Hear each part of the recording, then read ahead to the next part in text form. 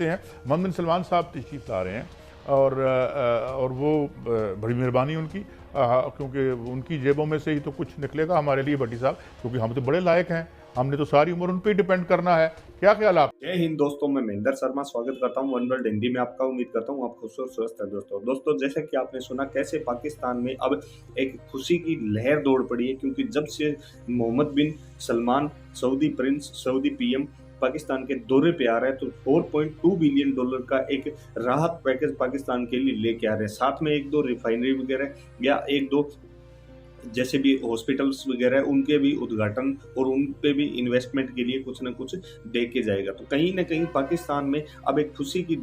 लहर सी दौड़ पड़ी है कि कुछ पैसा थोड़े दिन सरवाइव करने के लिए हमारे पास आ जाएगा, जिससे कि सीपैक जैसे प्रोजेक्ट में भी कुछ ना कुछ इनको राहत मिलेगी, वो पैसा उधर लगा देंगे। क्योंकि कमर चीमा ने सीधा सीधा बताया कि चाइना जैसे देशों ने भी पीछे एडजस्टमेंट करके कभी पैसा मांगा कभी नहीं मांगा, तो ऐसे करके सर्वाइव करने का समय दे दिया था। लेकिन अब फिर से एक बार बूम लगने वाला है आने वाले समय में पाकिस्तान में, कि एक 4.2 बिलियन डॉलर का जो एक राहत पैकेज सऊदी की तरफ से आएगा, तो उससे कहीं ना कहीं कुछ दिन सर्वाइव हो सकेगा। तो पाकिस्तानी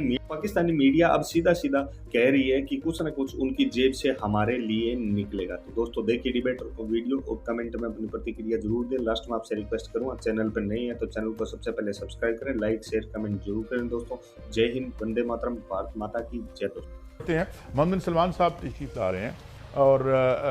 वो बड़ी मेहरबानी उनकी, क्योंकि उनकी जेबों में से ही तो कुछ निकलेगा हमारे लिए भट्टी साहब, क्योंकि हम तो बड़े लायक हैं, हमने तो सारी उम्र उन पे डिपेंड करना है। क्या ख्याल आपका? वो कोई हमारा सुलह सफाई भी करवाएंगे यहाँ पे? नहीं, मोहम्मद बिन सलमान का ओहदा बहुत अहम है। एक 23 नवंबर को फैसला होने का इम्कान था, मतलब अभी इतला नहीं थी। उस सिलसिले में इनका रोल होगा, कुछ पैसे देंगे, रीशेड्यूल कर्जे करेंगे और मार्च में दुनिया में सऊदी अरब में होने वाली एक तैनाती पर भी अहम फैसला मुतवक्को है इस उनके दौरे में। ताहम ये वज़ीर आज़म पाकिस्तान बेहतर बता सकते हैं उनसे क्या बात हुई, लेकिन उनका दौरा इन हालात में जब इमरान खान साहब लॉन्ग मार्च कर रहे हैं, इसी वजह से इमरान खान साहब ने डिले किया है कि वो नहीं चाहते कि दोस्त ममालिक के साथ। तो मोहम्मद बिन सलमान 21 नवंबर को पाकिस्तान आ रहे हैं।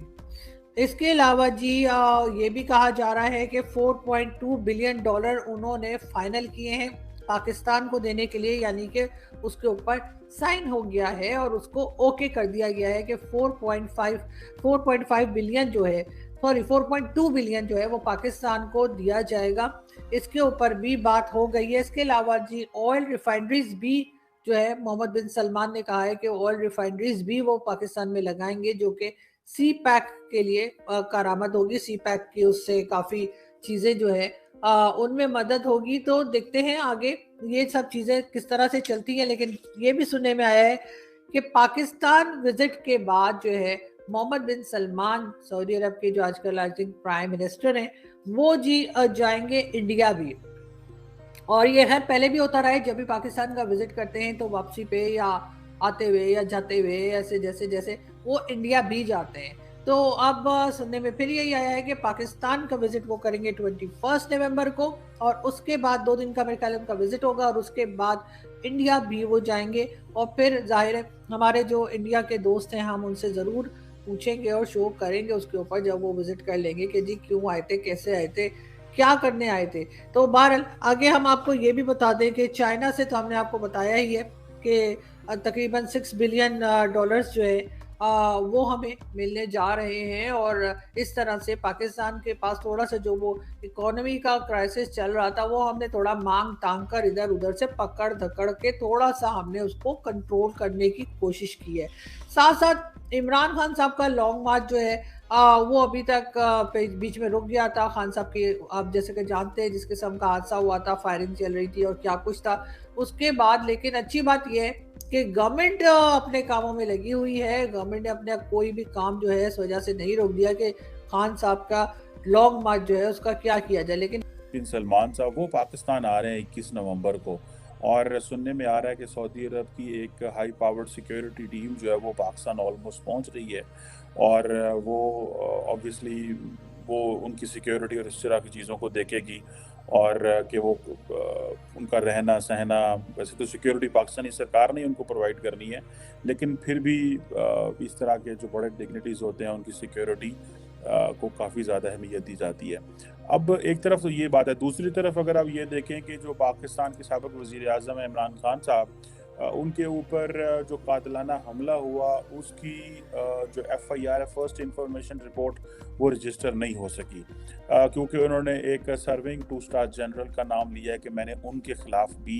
जो अपनी फर्स्ट इंफॉर्मेशन रिपोर्ट जमा करवानी है, और उन्होंने कहा कि वज़ीर आज़म एंड इंटीरियर मिनिस्टर को भी मैंने कातिलाना हमले में मेरे मुलव्वस हैं। अब सुप्रीम कोर्ट ऑफ पाकिस्तान जो है उसने नोटिस ले लिया इस चीज़ का कि क्यों आप एफआईआर दर्ज नहीं कर रहे। उन्होंने कहा कि अगर 24 घंटे के अंदर अगर आप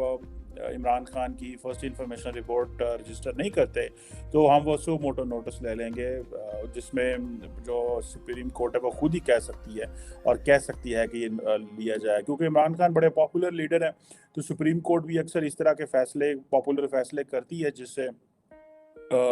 लोगों के अंदर जुडिशरी का एक मुस्बत इमेज जाए, क्योंकि इमरान खान अगर जुडिशरी अच्छे ऐसे फैसले ना करे जो पीटीआई की हक में होते हैं, तो जुडिशरी के ऊपर भी क्वेश्चन मार्क लग जाता है कि शायद अब वो भी मुहिब्ब वतन नहीं है, क्योंकि इमरान खान साहब की ये खूबी है कि जो इमरान खान के साथ खड़ा हो वो मुहिब्ब वतन हो जाता है, और जो उनकी मुखालफत करेगा वो जारी बात है उसको वो हर तरह के इल्ज़ाम देने शुरू कर देते हैं। अब मोहम्मद बिन सलमान पाकिस्तान आ रहे हैं, और पाकिस्तान में इमरजेंसी लगी हुई है, सड़कों पे जो है इस वक्त इमरान खान साहब जिस हुकूमत सूबे में रूल कर रहे हैं उधर ही सड़कें बंद कर दी हैं उन्होंने, और हर तरफ ट्रैफिक बंद है। मुझे नहीं समझ ये किस तरह की जमहूरियत है, ये क्या डेमोक्रेसी है, ये किस तरह के लोग हैं जो अपनी प्रॉपर्टीज जला रहे हैं, अपने घर ही तबाह कर रहे हैं, अपने लोगों को कह रहे हैं कि हम आपको सड़कों से नहीं गुजरने देंगे, और अपनी अपनी हुकूमत है वहाँ पे, अपने खिलाफ प्रोटेस्ट किए जा रहे हैं। तो जाहिर बात है लोग इस पे परेशान पे। अगर एक तरफ ये चीज़ है,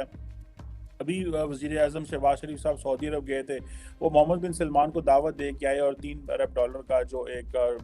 कर्जा था वो उन्होंने रोल ओवर किया, जो कि हमने इस साल के आखिर में देना था। फाइनेंस मिनिस्टर जो हमारे सागदार साहब हैं वो भी साथ गए थे, उन्होंने कहा कि हमें 4.2 बिलियन का जो फाइनेंशियल बेल आउट पैकेज भी एक्स्ट्रा मिला है, और जिसमें आप ये समझें कि उसकी रिक्वेस्ट की थी और उन्होंने एक मुस्बत जो है वो दिया है, और इसके साथ साथ ये है कि और भी हम काफ़ी ज़्यादा कमिटमेंट्स उनसे लेने की कोशिश कर रहे हैं, और जब वो पाकिस्तान आएंगे तो जारी बात है वो बड़े पैमाने पे प्रोजेक्ट्स को भी अनाउंस करने जा रहे हैं। अब जारी बात है ये वो पैसा है जिसकी पाकिस्तान को अशद ज़रूरत है। मैं आपको यहाँ पे बताता चलूँ कि लास्ट टाइम जब मोहम्मद बिन सलमान 2019 में पाकिस्तान आए थे तो उस वक्त इमरान खान साहब वज़ीर आज़म थे, और ये उस वक्त $20 अरब की कमिटमेंट्स करके गए थे, लेकिन वो कोई लंबी चौड़ी कमिटमेंट्स जो हैं वो हमारे सामने नहीं आती, और वो वैसे तो हमें कर्ज़ों का जो हमने देने होते हैं वो हमें स्ट्रक्चरल एडजस्टमेंट जो है वो कर देते हैं, लेकिन ऐसे होता नहीं है। अब सुनने में आया कि ये जो गवादर जो है उसमें कोई $10 अरब की ऑयल रिफाइनरी जो है वो लगाने में इंटरेस्टेड है। पहले पता चला था ये प्रोजेक्ट कराची चला गया, अभी फिर पता चल रहा है ये प्रोजेक्ट जो है वो वापस उधर आ रहा है, और लेकिन एक तरफ तो सऊदीज पैसा लेके आएंगे, वो यहाँ पे उनके आने से एक तासुर जाएगा कि गवर्नमेंट स्टेबल है, और मेरा ख्याल है शहबाज शरीफ साहब ने ये पर्सनली सऊदीज को कहा है कि आपका आना बहुत ज़रूरी है, इससे मेरी गवर्नमेंट को सिक्योरिटी मिलेगी, इससे मेरी गवर्नमेंट को स्टेबिलिटी मिलेगी। इमरान खान जो कि अगले कह रहे हैं कि मैंने दोबारा जो गोली लगने के बाद वो लॉन्ग मार्च अगेंस्ट शुरू कर रहे हैं, अपनी हुकूमत अपने ही सूबे से शुरू कर रहे हैं जहाँ पे उनकी हुकूमत, और वो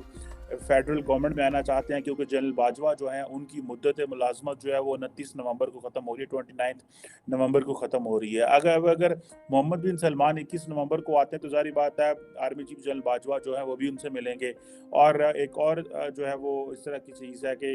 ये भी एक तासुर जाएगा। शायद मोहम्मद बिन सलमान को इस्तेमाल किया जाए और कहा जाए कि वो इमरान खान को बिठाने में और उनको जो है वो समझाने में कोई रोल प्ले करें कि वो ये सारा बंद करें, because at the end of the day Mohammed bin Salman का एक किसी न किसी तरह का ताल्लुक जो है वो रहा है इमरान खान साहब से, और सऊदीज़ और अरब से हमारी जो लीडरशिप है यहाँ पे वो काफ़ी ज़्यादा उनकी बात मानती है। अब ये जो $10 अरब का रिफाइनरी प्रोजेक्ट जो है that will be something, a lifeline है वो पाकिस्तान की तरफ। लेकिन अगर मैं आपको सिर्फ इतना बता दूं कि कि जो सऊदीज़ हैं और जो जीसीसी है, मैं एक लंदन बेस्ड थिंक टैंक है एशिया हाउस, उसकी एक रिपोर्ट देख रहा था। उसने कहा कि जो 6 गल्फ कोऑपरेशन काउंसिल के जो ममालिक हैं, जिसमें Bahrain, Qatar, Kuwait, Oman, Saudi Arabia और यूएई हैं, वो और इनकी जो ट्रेड है 34 इमर्जिंग कंट्रीज़ जो कि एशिया में हैं, जिसमें सरफहरिस्त चाइना और इंडिया हैं, और साथ में जो आसियान के ममालिक भी हैं, उनके साथ तकरीबन जो ट्रेड है वो तकरीबन $366 बिलियन के करीब जीसीसी ममालिक की। और सुनने में आ रहा है कि जो जीसीसी जो है वो इमर्जिंग एशिया ट्रेड जो है वो बढ़ रही है, और ये सुनने में आ रहा है कि अभी ये तकरीबन 2030 तक इसको कोई अराउंड $600 बिलियन यानी कि $578 बिलियन के करीब लेके जाना चाह रहे हैं। सो अब आप इमेजिन कर सकते हैं कि जीसीसी जो है वो एशिया में कितना पैसा लगाना चाहता है। वो इंडिया और चाइना को सीरियस पार्टनर लेता है, लेकिन वो पाकिस्तान को, क्योंकि हम जाते हैं $2-3 अरब मांग आते हैं, जाते हैं $2-3 अरब मांग आते हैं, हमारे कर्जे रोल ओवर कर दो, ये कर दो, वो कर दो। सो जीसीसी जो है तो देखा दोस्तों आपने कैसे पाक मीडिया में एक से एक बढ़ के नमूने भरे हुए हैं जो पाकिस्तान में आती हुई भीख देख अब अपनी जीभ से लार टपकाने से बाज नहीं आ रहे हैं, क्योंकि सऊदी प्रिंस कुछ न कुछ अपनी जेब से निकाल के इनको देगा। तो दोस्तों जय हिंद, वंदे मातरम, भारत माता की जय दोस्तों।